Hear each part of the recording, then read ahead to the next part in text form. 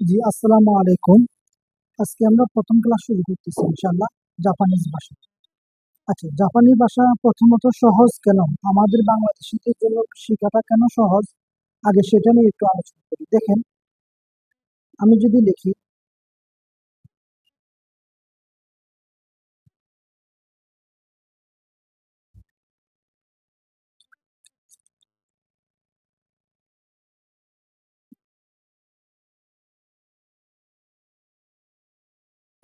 এটা যদি ইংরেজিতে লিখি,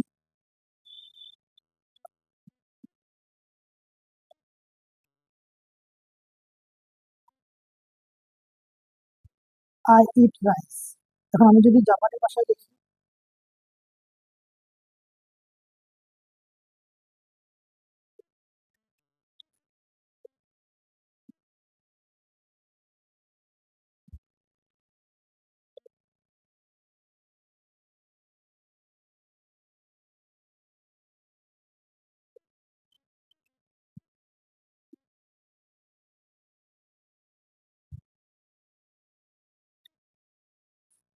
ওয়াতাশি ওয়া গোহান ও তাবিমাস। দেখেন,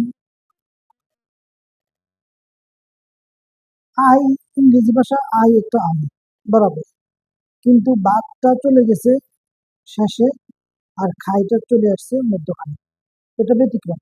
তবে দেখেন, জাপানি ভাষার সাথে আমাদের বাংলা ভাষার স্ট্রাকচারটা বরাবর থাকবে। যেমন আই, ওয়াতাশি, বাত, গোহান, খাই, তাবেমাস, একদম বরাবর থাকবে। তাহলে আমরা যেভাবে বাংলা ভাষায় কথা বলি, জাপানিটা স্ট্রাকচার ঠিক ওইভাবেই থাকবে। শুধু আমরা ভোকাবুলারি শিখবো আর একদম বরাবর করে বসে। আর মধ্যখানে এগুলো হচ্ছে আপনার গ্রামাটিক্যাল পার্ট, পার্টিকেল। পার্টিকেল আমরা আস্তে আস্তে ধাপে ধাপে শিখবো। পার্টিকেল গুলো আমরা ইনশাল্লাহ আস্তে আস্তে ধাপে ধাপে শিখবো। এই কারণে জাপানি ভাষাটা আমাদের জন্য সহজ।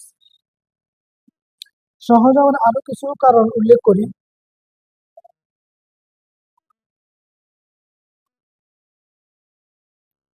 আমরা যারা ইংরেজি শিখে আইএলটিএস পরীক্ষা দিই, আমাদের নির্দিষ্ট কোনো ধারাবাহিক এরকম কোনো বই থাকে না। অর্থাৎ এই বইটা পড়লে আমি আইএলটিএস 7 পাবো, এই বইটা পড়লে আমি 6 পাবো, এই বইটা পড়লে আমি 8 পাবো। এই ধরনের কোনো নির্ধারিত কোনো লেভেল নেই।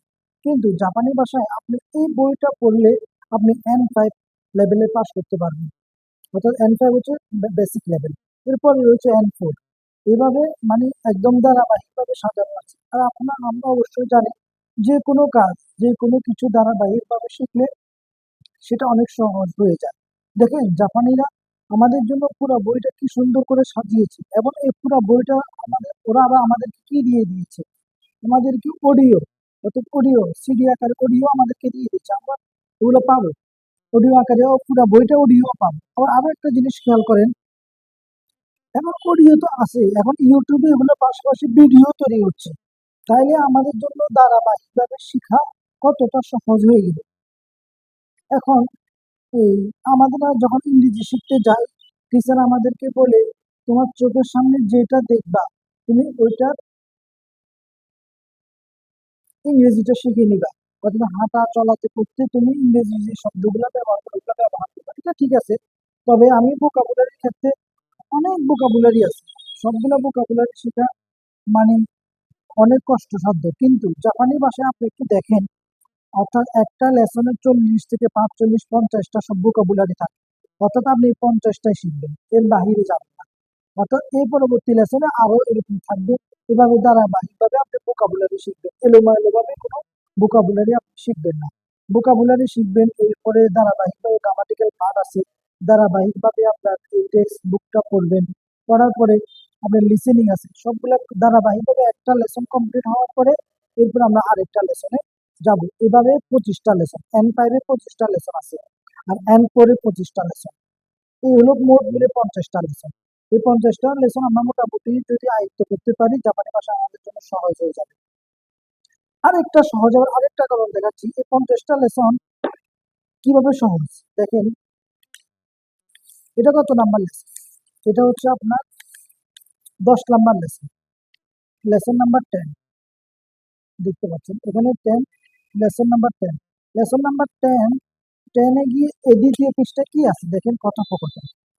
একটা কথোপকথন রয়েছে, অর্থাৎ কাইওয়া, 10 নম্বর লেসন। এরপরে আপনি যে কোনো আরেকটা লেসন খুলেন। এবার আমি 18 নম্বর লেসনে চলে এসেছি। 18 নম্বর লেসনে দেখেন, 18 নম্বর লেসনে দ্বিতীয় নম্বর পৃষ্ঠাতে কি আছে, কথোপকথন। অন্য আরেকটা লেসন খুলেন, 20 নম্বর লেসন। 20 নম্বর লেসনে দেখেন, 20 নম্বর লেসনে দ্বিতীয় পৃষ্ঠা কি আছে, কথোপকথন। এইভাবে একদম 25টা লেসন, এখানে 25টা লেসন আছে দেখেন, এখানে 24 নম্বর লেসন, 24 নম্বর লেসনের দ্বিতীয় পৃষ্ঠা কথোপকথন। এভাবে মানে একদম ধারাবাহিক ভাবে বইগুলো সাজানো হয়েছে। আমরা ইনশাল্লাহ এগুলো যদি ভালোভাবে শিখতে পারি, ইনশাল্লাহ আমরা জাপানি ভাষা ভালো আয়ত্ত করতে পারবো এবং আমাদের জন্য শেখাটা অনেক সহজ। এরপরে আসেন, ইনশাল্লাহ আমরা তো জাপানি ভাষা কতটুকু সহজ এটা আমরা বুঝতে পারছি। এখন আমরা জাপানি ভাষা নিয়ে ভিতরের দিকে আলোচনা করি। দেখেন, জাপানি ভাষায় 3 ধরনের বর্ণ রয়েছে। একটা হচ্ছে আপনার হিরাগানা,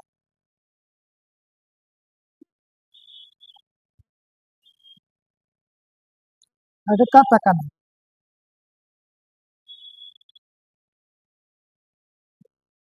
এটা কাঞ্জি। আচ্ছা, হিরাগানা হচ্ছে জাপানিদের একদম নিজস্ব বর্ণমালা, অর্থাৎ তাদের নিজস্ব যে শব্দগুলো আছে, যেমন যাই, ইকিমাস, কিমাস, কাইরিমাস, অর্থাৎ যাওয়া, খাওয়া, বলা, করা, এই শব্দগুলো তারা হিরাগানা অক্ষর দিয়ে লিখবে। তারা হিরাগানা অক্ষর দিয়ে লিখবে। কাতাকানা অক্ষর দিয়ে লিখবে। যে শব্দগুলা বিদেশি শব্দ তাদের ভাষার ভিতরে প্রবেশ করেছে, এই শব্দগুলা তারা কাতাকানা অক্ষর দিয়ে লিখবে। যেমন বড় ফ্যান, কম্পিউটার, তারপরে ইন্দোনেশিয়া, আপনার জার্মানি, তারপরে মানে বিভিন্ন দেশের নামগুলা তারা কাতাকানা অক্ষর দিয়ে লিখবে। অর্থাৎ কাতাকানা এবং হিরাকানা দুইটার উচ্চারণ, সাউন্ড একই, কিন্তু লেখার সিস্টেমটা ভিন্ন। যেমন আমাদের ইংরেজিতে রয়েছে, যেমন আমরা যদি ডি লিখি এবার লিখি ক্যাপিটাল লেখা, আর স্মল লেটার ডি লিখলে এটা, কিন্তু ওরা লেখা ভিন্ন কিন্তু উচ্চারণ কি সেম, ডি ডি। হিরাগানা এবং কাতাকানা ওগুলো লেখা ভিন্ন কিন্তু উচ্চারণ সেম। হিরাগানা লেখে আ লেখে এভাবে, আর কাতাকানাতে আ লেখে এইভাবে, অর্থাৎ দুইটাই আ, উচ্চারণ সেম। যাক, আমরা হিরাগানা এবং কাতাকানা জানলাম। এখন জাপানি ভাষা আরেকটা সহজের কারণ আমার মনে আছে, সেটা আমি আরেকটু বলি। দেখেন, আমরা যদি বাংলা ভাষায় যদি ত লিখি, সেটা কিন্তু মানে পরিপূর্ণ লাভ করলো না, তার সাথে আমাদেরকে আকারে স্বরবর্ণ যুক্ত করতে হবে। যেমন ত আকার তা, যদি আমরা দেখি ফ, সাথে দিতে ফ আকার ফা, আকার দিলে আকারিকা রস্যইটা দিতে হয়। কিন্তু জাপানি বর্ণমালাগুলা একদম আকার সহ রয়েছে। যেমন দেখেন আ, আর যদি মা লিখি মা, মি, একদম সহজ। আর আরবিতেও কিন্তু জবর দেওয়া লাগতেছে, কিন্তু এখানে একদম অক্ষরের ভিতরে আপনার মানে বাওয়েল কনসোনেন্ট একসাথে যুক্ত করা, এটা আমাদের জন্য আরো সহজ হবে। এরপরে আসেন কাঞ্জি। কাঞ্জি কাঞ্জিটা হচ্ছে চাইনিজ চাইনিজ বর্ণমালা, অর্থাৎ জাপানে কিন্তু লেখার ক্ষেত্রে কিন্তু কাঞ্জিটা খুবই গুরুত্বপূর্ণ একটা বিষয়। কাঞ্জিটা জাপানিতে আমরা এটা N5 লেভেলে আমরা 120টা কাঞ্জি শিখবো, অর্থাৎ 120 থেকে 150টা শিখবো, বেশি হলে 150টা শিখবো। এই এখান থেকে আমাদের আর বেশি শিখতে হবে। কাঞ্জিগুলো একটু দেখেন, কাঞ্জিগুলো কি ধরনের হয়ে থাকে। যদি বৃষ্টি পড়ে, বৃষ্টি, এখন বৃষ্টি তো বাংলা শব্দ, এখন আমি যদি এটা আহ, জাপানি ভাষায় বলি, সেটা হচ্ছে আমি।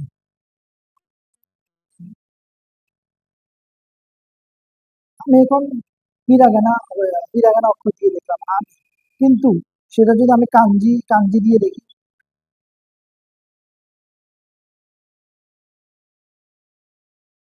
দেখেন বৃষ্টির মতো ফোঁটা ফোঁটা ফোঁটা ফোঁটা পড়তেছে, কি ইমেজিং, মানে এটাকে একটা বর্ণমালাও বলতে পারে অথবা প্রতীকও বলা যায়। অর্থাৎ যেটা যেরকম দেখতে ঠিক ওইটার মতো করে ইমেজিং করে এইগুলো তৈরি করা হচ্ছে, এগুলোকে কাঞ্জি বলে, কাঞ্জি। এগুলা লেখা আরো সহজ করবে, শব্দের তো ভোকাবুলারি মনে রাখতে আরো সহজ করবে আমাদেরকে। এরপর দেখেন এটা দেখতে গাছের মতো মনে হয় না? ঠিক, এটা এটা শব্দের অর্থই গাছ, কিন্তু এটাকে বলে কি? কি শব্দের অর্থ গাছ, দেখতে গাছের মতো, এই আর কি কাঞ্চি। তাহলে আমরা হিরাগানা, কাতাকানা এবং কাঞ্চি আমরা বুঝেছি। এখন আমরা হিরাগানা শিখে দিকে চলে যাবো ইনশাল্লাহ। চলো, হাজির মাসুদ।